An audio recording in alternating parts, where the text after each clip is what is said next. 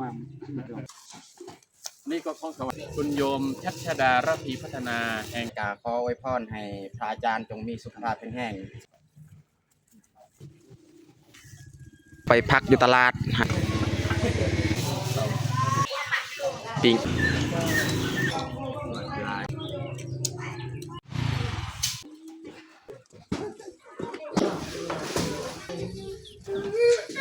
อย่าลืมกดไลค์กดแชร์และกดติดตามเด้อพี่น้อง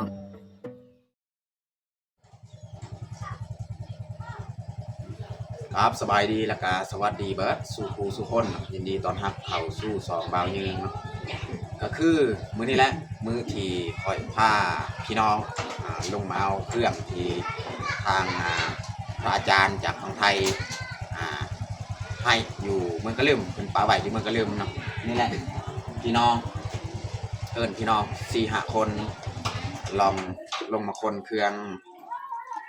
แต่ว่าบ่ฮู้ว่าสิ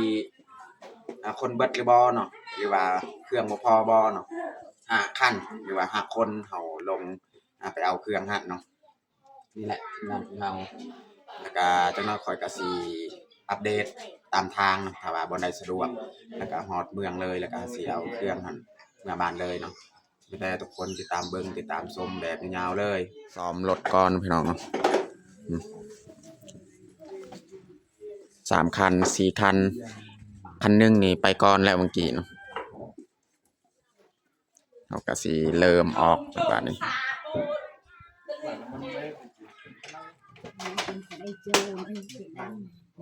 กำลังแปลงรถนะพี่น้องเนาะยังบ่ทันแล้วแต่ว่าแปลงรถแล้วเราก็สิออกจักหน่อย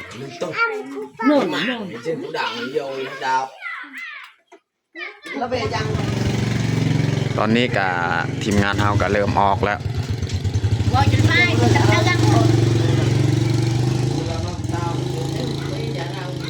็อยู่แวบกูละมั่ง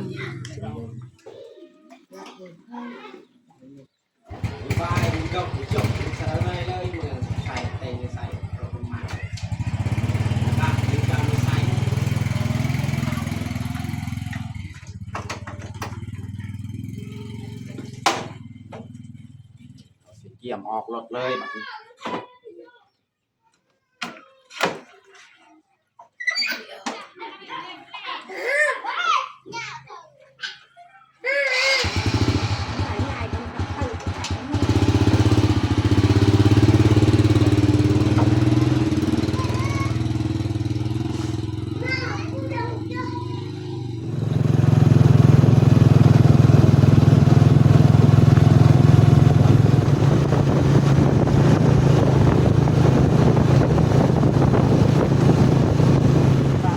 ตอนนี้เฮากาสีออกจากบ่อนี้อีก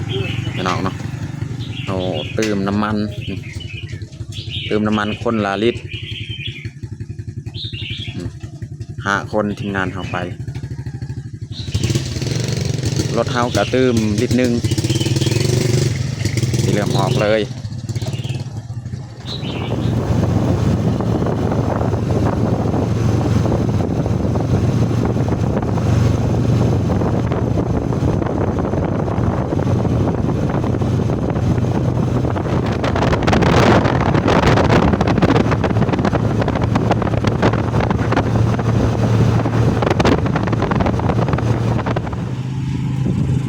ตอนนี้เขาก็ฮอดก็ลืมเอาสิเติมน้ำมันเลยให้แต่ละคันรถนี่ให้เต็มถังพอจักหน่อยนี่หลังจากเขาเติมแล้วเขาก็สิไปมัดเครื่องคองเนาะเขาจะบ่ได้เติมน้ำมันมันยากเขาเติมน้ำมันไว้ก่อน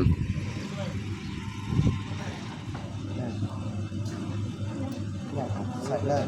ปรับตื่น10 หน้าจะได้มันอย่าง84 ใหม่83ลูกที่ไม่ลูกไม่ตามเอา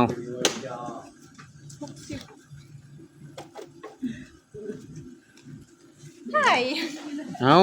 ค่อยสิเอาเงินทอนให้ทายเหรอคนเราต้นดีเจ้าทอน 60,000จะได้ตัว60เห็นปะ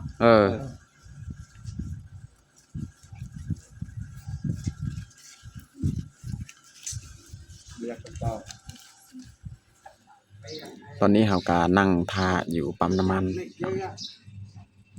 เพราะว่าเรายังสิท่าพระอาจารย์เพิ่นไปแจกเครื่องปูนพี่น้องทางหมู่บ้านทั้งนั้นเนาะจังหน่อยเพิ่นก็มาแล้วก็มาพอกันอยู่นี่เลยจังหน่อยเนาะเขาก็ได้เราท่าเพราะว่าเมื่อกี้ตอนเช้าเขาก็โทรนัดให้อาจารย์ท่าเขาสิเข้าเมืองนี่เลยเนาะคำเอาเครื่องเพิ่นก็ยังท่าอยู่เพิ่นมาแจกเครื่องทีมงานเฮา4 คน5กับพลอย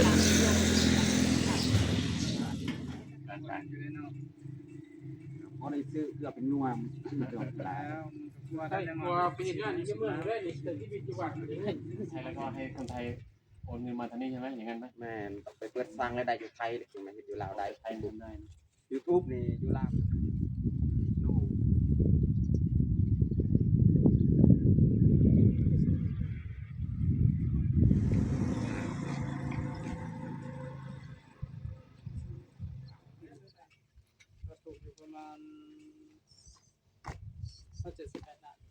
เพราะว่าปีเป็นว่าก็จะสิ้นเดือน25เนาะตัด25วันพรุ่งนี้ก็น่าจะได้ประมาณ 1,500 เหรียญ 1,500 เหรียญเหลือเยอะนะในตัวลงทุนกล้องไงลงทุนกล้องเขาเอากล้องมาแล้วก็เอาตัวกันฝนอะไรกล้องแล้วก็กดไปถ่ายทั้งคืนเลยนะทั้งคืนตั้งแต่6 โมงเย็นจนถึงเช้าแล้วก็มาตัดต่อเหลือประมาณแค่20 นาทีแล้วก็บรรยายหน้าฟังท้ายสั้นๆท้ายแต่ละมือสั้นๆนะก็คือตัดต่อรวมตามถ้าว่าเฮาถ่ายคลิปหลายก็หลายนาทีสิเท่าไหร่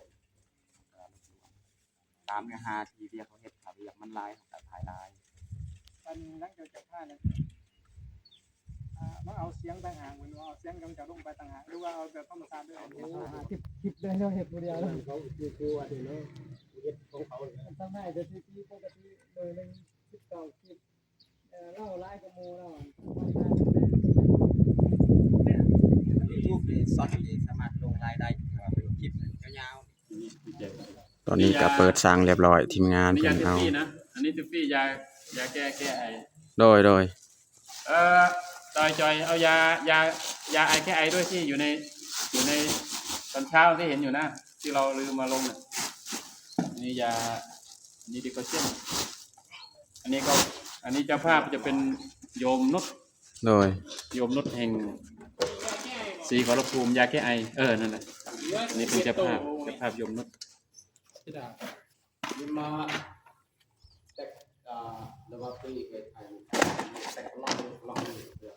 nhưng tao có lau hay gì thường nhỉ cái hai thay thôi หลายอยู่แล้วนี่ก็ของถวายวัดมาเหมือนกันแต่ตัวนี้คือตัวดำตัวซื้อ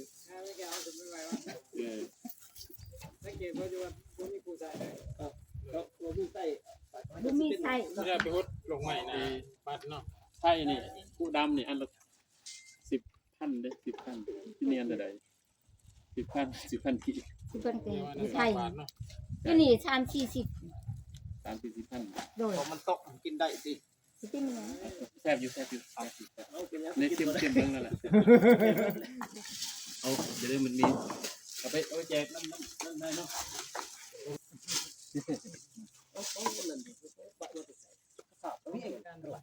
หมดอยู่เนาะแจกแต่บ้านครอบครัวนี้มี3 คนจะได้อยู่15 ตัวอย่างนี้นะเข้าใจไหมเป็น15 ตัวแต่เราต้องแยกก่อนว่าอันนี้เป็นของเด็กบ้านนี้มีเด็กบ้านนี้มีผู้ใหญ่อย่างเงี้ยโตก็ขอเจริญพรญาติโยมสาธุชนทุกคนทุกท่านนะวันนี้ก็ได้นำสิ่งของที่ญาติโยมได้บริจาคมามอบให้กับชาวบ้านอาเวินซึ่งสิ่งของที่บริจาคนี่ก็จะมีเสื้อผ้านี่ก็จะมาจากร้านขายเสื้อผ้ามือ 2แห่งอำเภอปราสาทซึ่งท่านได้มามอบไว้ที่วัดประมาณเป็น100 กระสอบเลยแล้วก็ส่วนสิ่งของอันนี้จะมีเป็นพวกยาต่างๆนี่จะเป็นของโยมนุชหรือว่าโยมสุทธิพรเต็งเรืองกิจแห่งอำเภอศรีขอรภูมิท่านได้มอบมาแล้วก็ท่านได้มอบขนมนมเนยมาอีกต่างๆหลายอย่างด้วยกันส่วนหมวกของใบนี้หมวกนี้เป็นหมวกไหมพรมเพราะนั้นหน้าหนาวไหมพรมนี่ ของคุณโยมชัชดาระพีพัฒนาแห่งอดีตผู้จัดการธนาคารออมสินสาขาศรีขอรภูมิแล้วก็ผู้จัดการธนาคารออมสินสาขาปัจจุบันท่านได้มอบปัจจัยท่านได้มอบหมวกใบนี้มาให้อันนี้ก็ขออนุโมทนาขอบคุณกับเจ้าภาพทุกท่านแล้วก็อีกของต่างๆก็มีญาติโยมสาธุชนหลายๆท่านด้วยกันที่ได้มอบให้อาตมาเอามาแจกจ่ายให้กับญาติโยมชาวบ้านอาเวิร์นเมืองกะลึมแล้วก็แขวงเซกองbao nhiêu nhân thì bảo cả bao nhiêu cả si và quay phone hay pha chan nèอย่างไรก็บ่ยืนก็ต้องขอขอบอกขอบใจทางพระอาจารย์ที่มีเมตตาหรือว่ามาช่วยเหลือสิ่งของต่างๆให้หมู่บ้านบ้านนาเบินของเฮาบ่ยืนก็บ่มีคำตอบแทนอื่นนอกจากคำขอบใจที่เพิ่นมาช่วยให้หมู่บ้านบ้านเฮาบ่ยืนก็รู้สึกดีใจแล้วก็ตื่นเต้นเพราะว่าผ่านมาบ่ยืนก็บ่เคยได้รับเครื่องการช่วยเหลือจากพระอาจารย์จากฝั่งไทยที่มาช่วยให้หมู่บ้านบ้านนาเบินของเฮาจังได๋ก็ขออวยพรให้พระอาจารย์จงมีสุขภาพแข็งแรงเฮ็ดอีหยังก็ขอให้เจริญรุ่งเรืองสาธุได้เงินได้ค้ำสาธุแล้วก็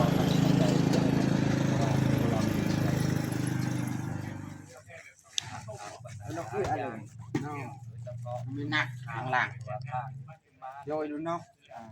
นี่คือยังหลัง ยังตีหนัก นี่น่ะอาไม้ตั้งเอง ตาสลายสิเพชรสารได้เยอะไปติดจังพลังสารพัดยาเราตะเกียวไปดูดังก่อนเดี๋ยวดูได้แต่งกันดอกทอง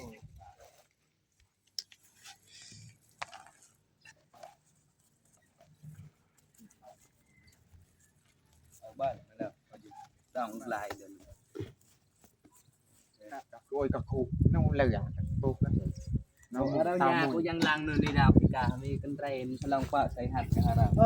นักไรนักข้ามไม่ดาวเวตาคนนี้คิดเป็นการเลี้ยเบย์ที่เลี้ยเบย์ก็เนี่ยเลขสามเจ้าต้องมาให้ดาวจับ เนี่ย ตั้งจับไอ้ตาบาง กูดูเนาะ แม่ไป ปีสำหรับเกิด ดาวแบบปนอเฮกับเป็นเซอร์มีดอกฝากดองกระดับปั๊บ เนี่ยเนาะกูจะข่าว mà bắt đầu giờ đờn luôn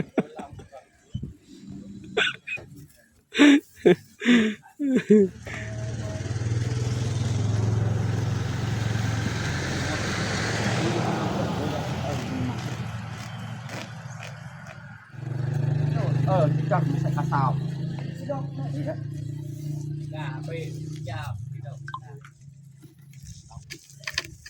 เบิ่งวิธีการเอาเมื่อ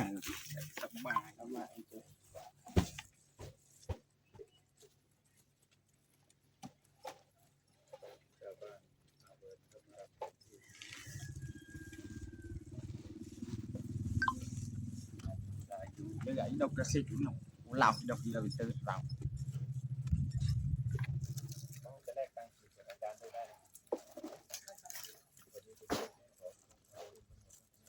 เลยก็ต้องใส่ฮัทแทกับไว้ ตอนนี้ก็เรียบร้อยทีมงานเราเอาเครื่องสำเร็จแล้ววันนี้เราสิออกไปพักอยู่ตลาดหากินข้าวกินน้ำก่อนเนาะ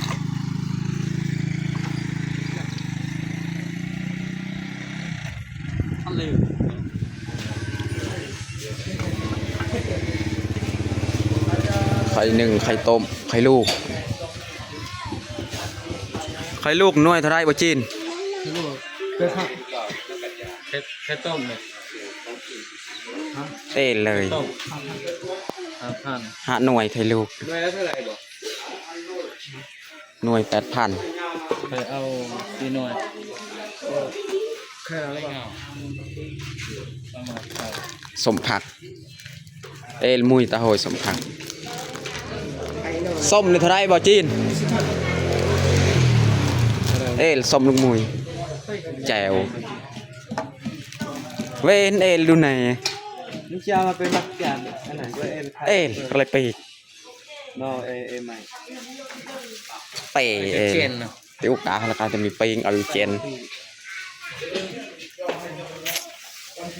ไตอันนี้นี่ไม่เท่าไรบ่ไตไก่นี่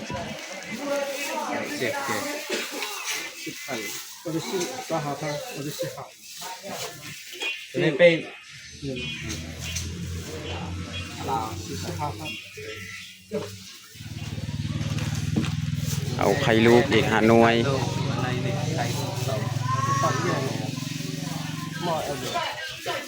có sầu ปีงไก่พี่น้องนี่ซื้อปีงไก่มากิน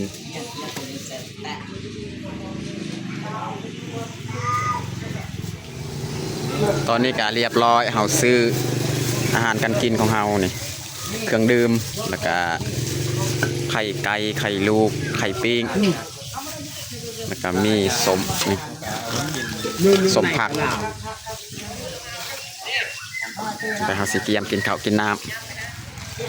ำตอนนี้เขาก็สีเกียมกินข้าวเลยมาพี่น้องกินข้าวเที่ยงประมาณนี้แหละอาหารของเรา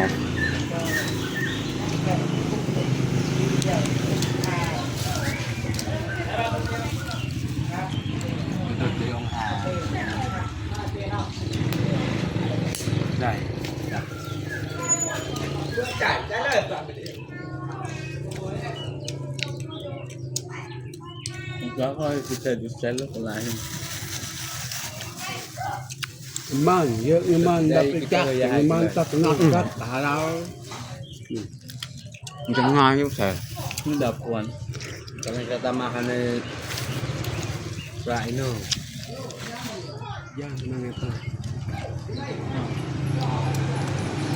nak làm đồng thau no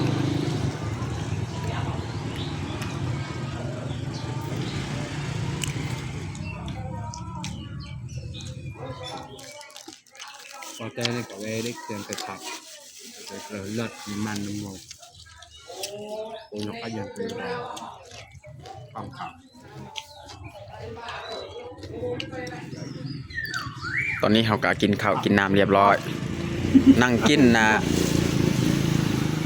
หมากเกียงนี่หมากเกียงที่พระอาจารย์เพิ่นให้เมื่อกี้แหละ กินข้าวกินน้ำเรียบร้อยนี่ฮะก็หาซื้อเครื่องคองอีก แต่ว่าซื้อบ่หลายเล็กๆน้อยๆเพราะว่าเครื่องของเรานี่รถทันเต็ม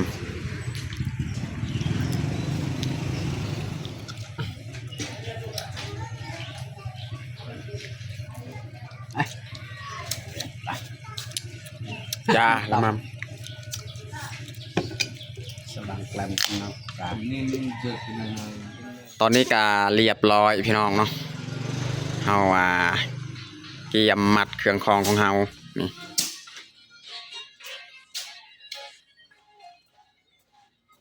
แต่เฮาสิเกียมออกเมื่อบ้านตอนนี้ก็เวลา2 โมงหยังแล้วพี่น้องเกียมเดินทางค่อยๆกลับเพราะว่าเครื่องเฮาหนักนี่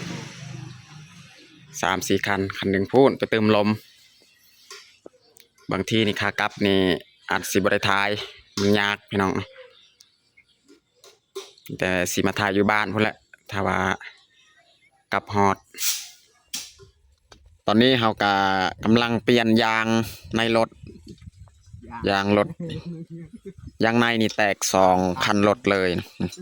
อันนี้คันหนึ่งอันนี้คันหนึ่งอีก เลยยังแต่สาว กำลังเปลี่ยน กินดอกที่กับกระดอดอันนี้หลักหนึ่ง ตอนนี้ก็เวลา4 โมงแล้วแต่ว่ายังบ่ทันได้ฮอดบ้านยังประมาณจัก40-50 นาทีนี่ฮอดบ้านแล้วจังหน่อยพอดี6 โมงจังหน่อยนี่พอดีฮอดบ้าน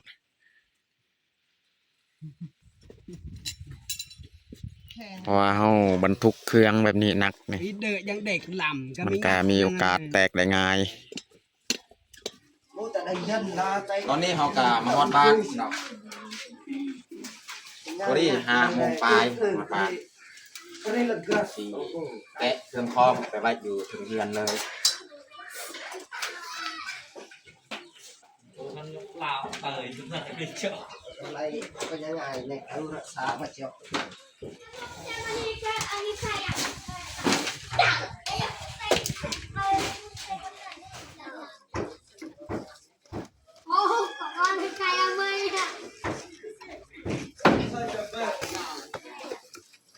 jangan leng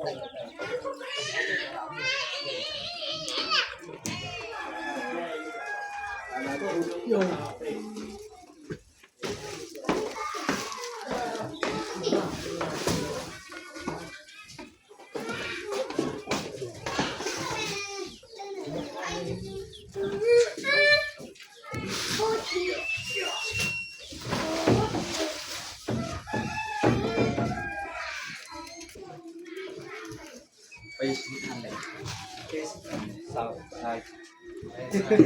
nó có bây giờ hai đa giờ tạc tạc thì tại sao